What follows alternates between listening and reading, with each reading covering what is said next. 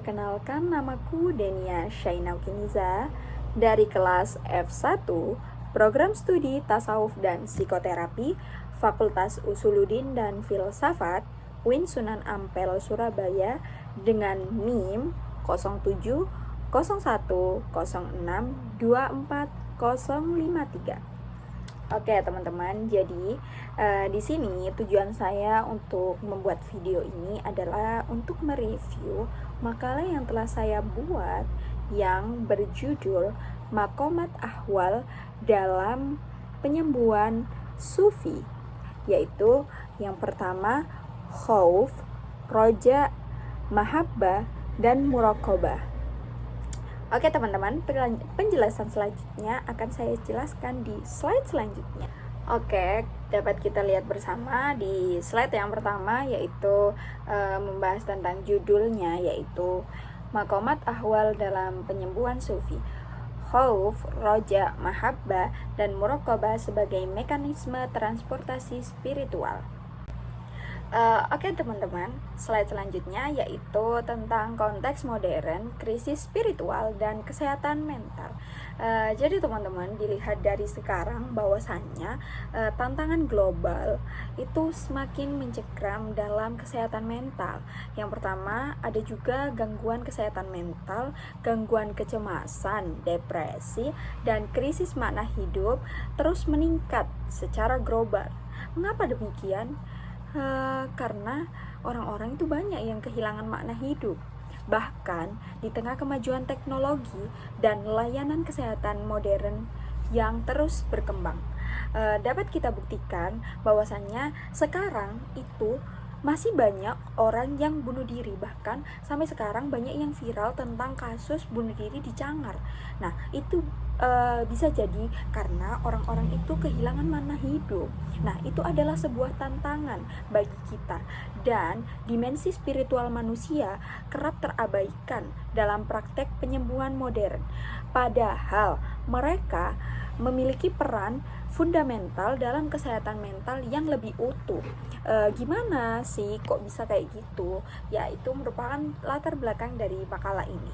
Nah, penelitian Mutakhir itu juga menjelaskan bahwa spiritual berperan penting dalam membantu seseorang membangun makna hidup, mengolah emosi, serta meningkatkan kesehatan psikologis. Nah, jadi adanya orang-orang bunuh diri dan sebagainya itu dalam penelitian ada juga yang mengatakan bahwasannya spiritualitas itu sangat berperan penting. Mungkin dari orang-orang yang bunuh diri itu kehilangan spiritualitasnya. Nah, itulah makanya kita akan membahas tentang makalah ini. Oke, slide selanjutnya yaitu kerangka konseptual, maqamat, dan ahwal. Nah, dari penjelasan saya sebelumnya bahwasanya terdapat latar belakang orang-orang di tengah tantangan global yang semakin erat ini, banyak orang yang mengalami gangguan-gangguan tersebut. Maka di sini saya akan memetakan atau menjelaskan apa sih maqamat itu. Nah, untuk apa? Nah, gitu teman-teman. Di slide ini saya akan menjelaskan. Nah, yang pertama yaitu maqamat. Nah, maqamat itu apa sih? Maqamat merupakan tahapan spiritual yang dicapai melalui usaha sadar, latihan moral, dan disiplin ruhani yang konsisten, dan representasi dimensi effort basis spirituality. Nah, yang kedua yaitu ahwal. Nah, ahwal itu merupakan kondisi batin temporer yang dianugerahkan oleh Tuhan yang mencerminkan pengalaman eksistensial yang mendalam. Nah, gimana sih representasi dimensi grace basic spirituality?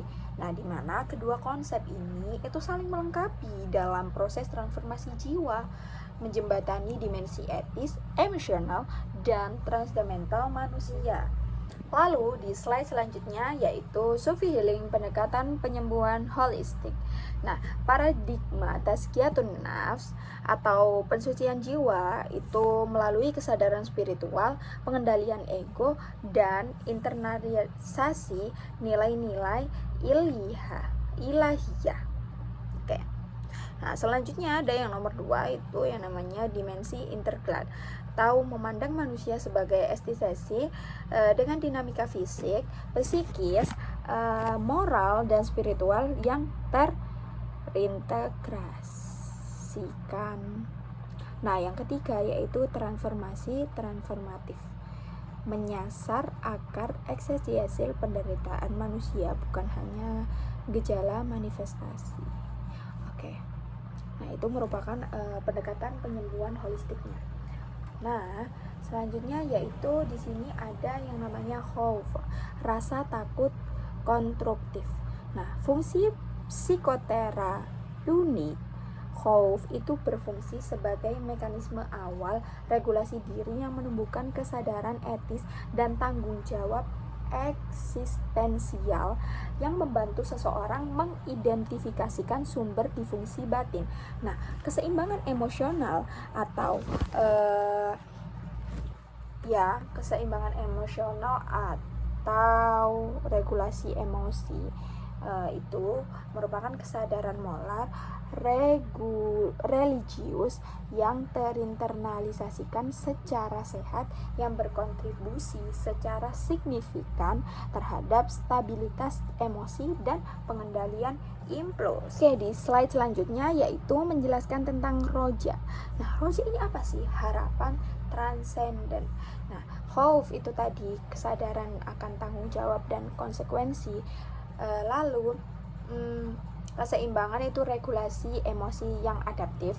Nah, roja ini optimisme dan makna hidup. Jadi, roja ini berperan sebagai sumber energi psikologis yang mencegah kecemasan berlebihan. Nah, rasa bersalah patologis atau kepuasan eksistensial. Nah, keseimbangan khauf dan roja itu menciptakan regulasi emosi yang adaptif. Gitu. Jadi penjelasannya di atas itu sebelah sini itu roja, sebelah sini khauf. Nah, misalnya itu seimbang, maka terjadilah keseimbangan regulasi emosi yang adaptif, gitu ya teman-teman. Nah, perannya juga sudah saya jelaskan ya tadi. Oke, next yaitu mahabbah, cinta ilahiyah sebagai fondasi. Mengapa bisa dikatakan seperti itu sih? Nah, yang pertama yaitu jika kita cinta kepada ilahiyah, cinta kepada Allah, Sang Pencipta, maka kita akan mendapatkan penerimaan diri, fondasi self acceptance dan self compassion. Nah, selanjutnya akan adanya yang namanya kasih sayang.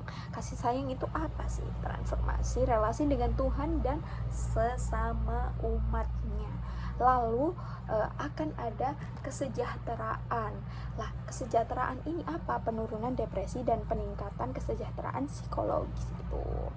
Nah, selanjutnya yaitu di slide selanjutnya itu menjelaskan tentang muraqabah, kesadaran terapeutik puncak. Nah, kesadaran ini ada kesadaran intens atau kehadiran Tuhan yang senantiasa mengawasi, membimbing, dan melindungi. Jadi juga ada hubungannya dengan mahabbah. Nah, maka demikian dimensi relasional dan transenden berbeda dengan mindfulness skuler. Muraqabah itu memiliki dimensi relasional yang memperkuat rasa aman, ontologis, dan makna hidup. Nah, dampaknya itu apa sih? Nah, ini bisa efektif menurunkan stres kronis dan meningkatkan resiliensi spiritual. Oke, slide selanjutnya sudah memasuki kesimpulan integrasi holistik. Nah, di sini dapat disimpulkan bahwasanya khauf itu kesadaran etis dan refleksi diri, lalu ada roja, harapan dan optimisme, yang itu tadi yang saya jelaskan dengan timbangan itu tadi ya. Lalu ada juga mahabbah, cinta dan penerimaan diri. Lalu muraqabah, kesadaran dan ketenangan. Nah, jika integrasi khauf, roja, mahabbah, dan muraqabah itu tadi membentuk sistem penyembuhan psikospiritual yang koheren, yang selaras, nah, komprehensif dan aplikatif. Sufi healing juga tidak hanya responsif terhadap gangguan kesehatan mental, tetapi juga proaktif dalam membangun kesehatan jiwa jangka panjang. Begitu saja penjelasan dari saya. Jika ada yang ditanyakan, mau berdiskusi, silakan berkomentar di kolom komentar yang sudah disediakan. Oke teman-teman, segitu dulu. Assalamualaikum warahmatullahi wabarakatuh. See you ke tugas-tugas selanjutnya teman-teman. Dadah.